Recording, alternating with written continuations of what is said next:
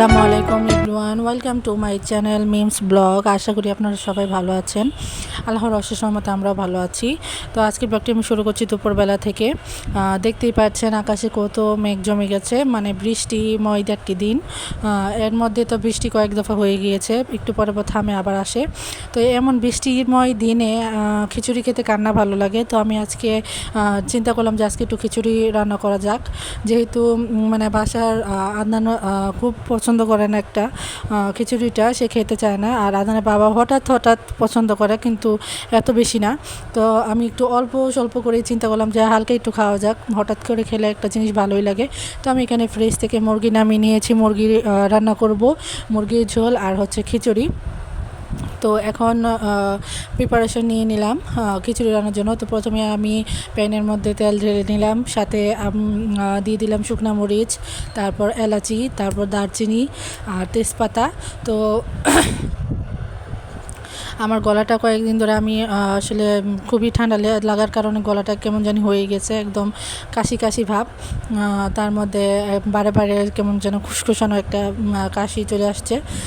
তো এটাকে একটু অ্যাভয়েড করার চেষ্টা করবেন দয়া করে। তো এখন আমি একটু মাঝারি আঁচ করে দিলাম, প্রথমে তো ফুল ফ্লেমে ছিল, এখন আমি একটু মাঝারি আঁচে এগুলো একটু ভেজে নেব। হালকা একটু ভেজে নেওয়ার পর এখানে আমি পেঁয়াজ ঢেলে দেব। এরকম আসলে খিচুড়িটা মূলত আমার কাছে পাতলা খিচুড়িটাও বেশি ভালো লাগে। আর আমার শাশুড়ি মা অনেক সুন্দর করে খিচুড়ি রান্না করেন, ওনার হাতের খিচুড়িটা আমার আসলে খুব ভালো লাগে। যদিও কিন্তু মানে আদনানের বাবা আদনান কায়নাত পাতলা খিচুড়িটা তেমন একটা পছন্দ করে না, তারা খেতে চায় না। আর আদনান তো মোটামুটি মানে ভুনা খিচুড়ি পোলাও এগুলো তেমন একটা সে পছন্দ করে না, সে এগুলাকে মানে একটু হেভি খাবার এই জন্য তার ভালো লাগে না। কিন্তু আজকে ভাবলাম যে একটু টেস্ট করে রান্না করি, যেন তার পছন্দ হয়। তো এই তো আমি পেঁয়াজটা হালকা একটু ভেজে তারপর এখানে মশলাগুলো দিয়ে নিব। খিচুড়ি আপনারা কীভাবে খিচুড়ি রান্না করেন অবশ্যই আমাকে জানাবেন।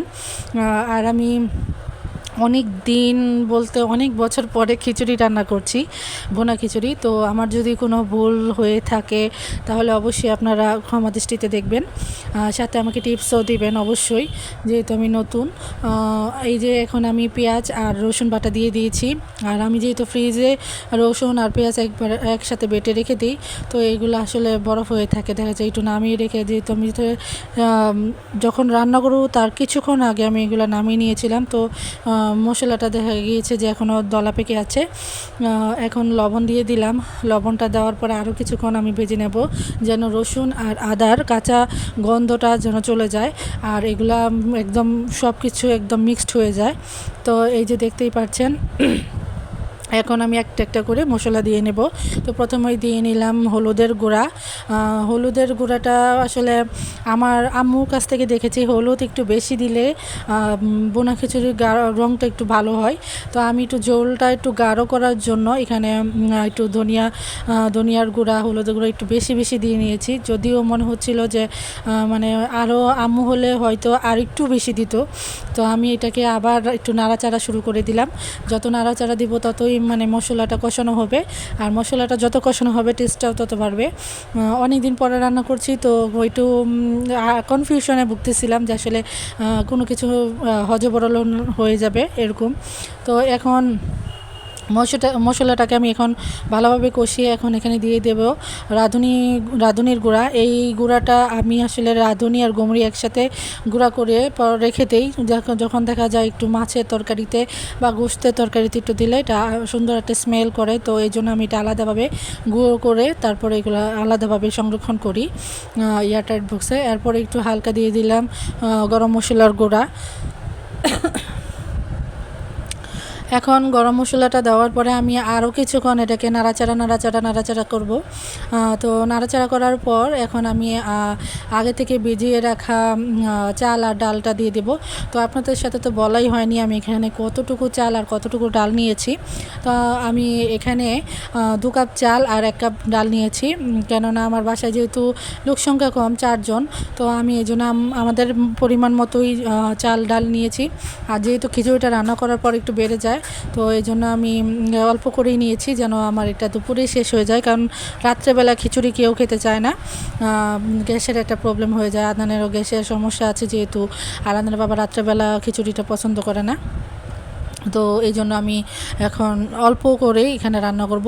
পাশের চুলায় আমি আবার পানি গরম করতে বসিয়েছিলাম। তো এখন আমি চাল আর ডালটাকে মশলার সাথে ভালোভাবে মিক্সড করে ভেজে নেব, যতক্ষণ পর্যন্ত না আমার চাল আর ডালটা সুন্দর করে মিক্সড হয়ে একদম ভাজা ভাজা না হয়ে যায়, ততক্ষণ পর্যন্ত আমি এটাকে ভাজতেই থাকবো।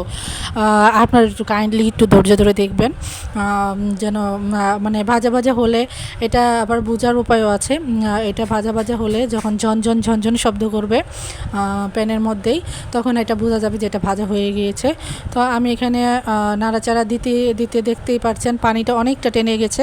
আমি কিন্তু চাল আর ডালটা ধুয়ে কিছুক্ষণ পানিতে ভিজিয়ে রেখেছিলাম।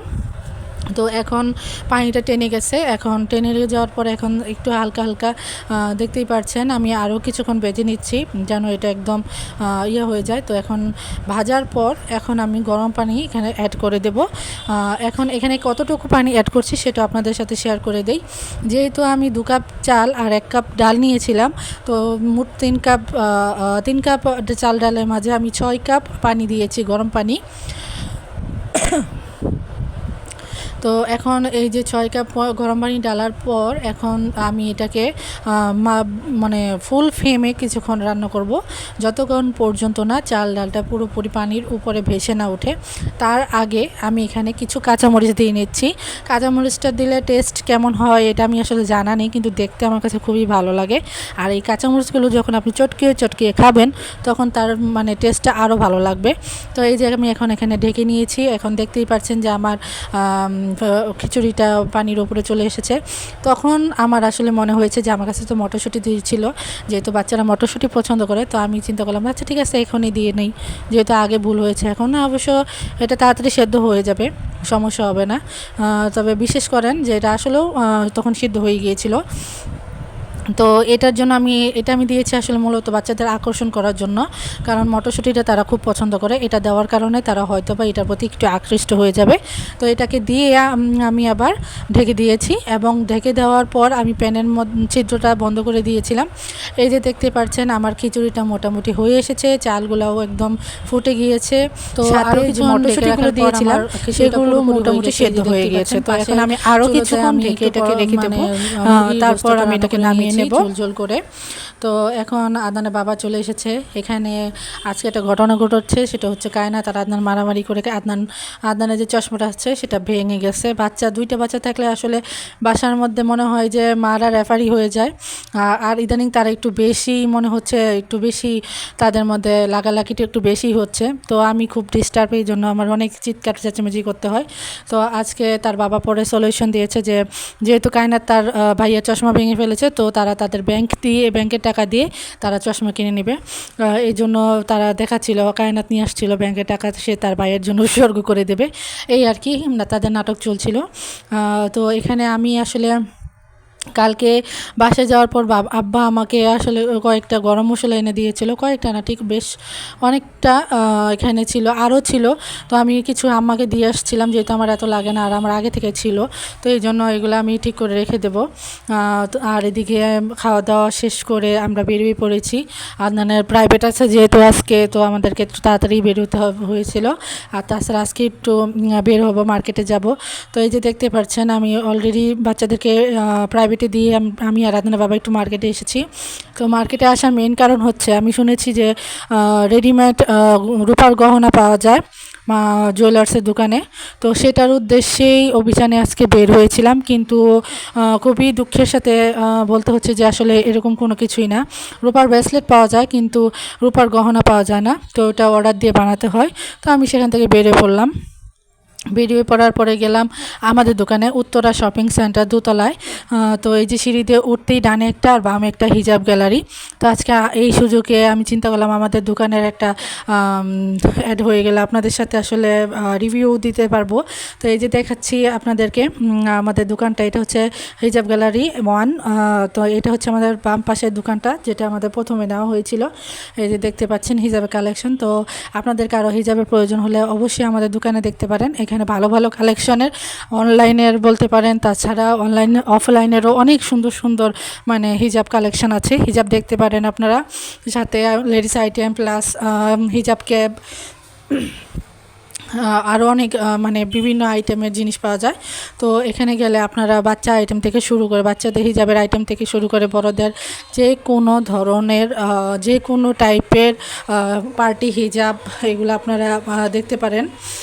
আশা করি আপনাদের ভালো লাগবে। আর এটা হচ্ছে হিজাব গ্যালারি 2, হিজাব গ্যালারি 2 সরি হিজাব গ্যালারি 1ই, বাট এটা আমাদের দ্বিতীয় দোকানটা আসলে। তো এখানে যাওয়ার পর আমি যে কিছু আপনাকে কিছু হিজাব দেখাচ্ছিলাম, আমি আমার জন্যই মূলত দেখছিলাম, পরে চিন্তা করলাম যে আপনাদেরকে একটু দেখাই। তো এখানে দুই দোকানে মূলত দুই রকমের কালেকশান আছে, আপনারা গেলে। তো আমার ভিডিওটি আজকে এই পর্যন্তই। আপনারা সবাই ভালো থাকবেন। আল্লাহ হাফেজ।